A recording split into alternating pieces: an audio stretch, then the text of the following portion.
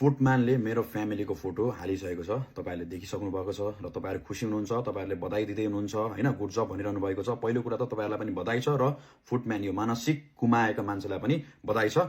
र अर्को कुरा, यो मानसिक उपचार नपुगेका यो फुटम्यान छ नि, यसले हालेको फोटोहरुमा, यसले बोलेको कुराहरुमा कुनै पनि सत्यता छैन। र अर्को कुरा के हो भने, साथीभाइहरु, म सुसाइड गर्नको लागि रेडी छु हैन, म आफै मर्नको लागि रेडी छु।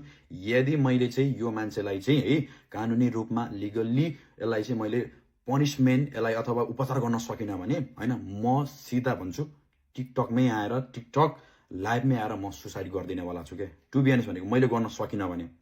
र अर्को कुरा भनेको हैन, दिदी बहिनीहरुको फोटोहरु हालेर, एउटा गरिब आमा बाबाहरुको फोटो हालेर, जसले बोल्न सक्दैन, जसलाई मोबाइल चलाउन आउँदैन, जससँग इन्टरनेट छैन, त्यस्ता मान्छेहरुको फोटो हालेर यसले जुन खालको चरित्र हत्या गरिरहेछ नि हैन, त्यो रोक्न सकिन भने म सच्चा नागरिक हैन, म नेपाली नागरिक हैन, म सच्चा युवा हैन है।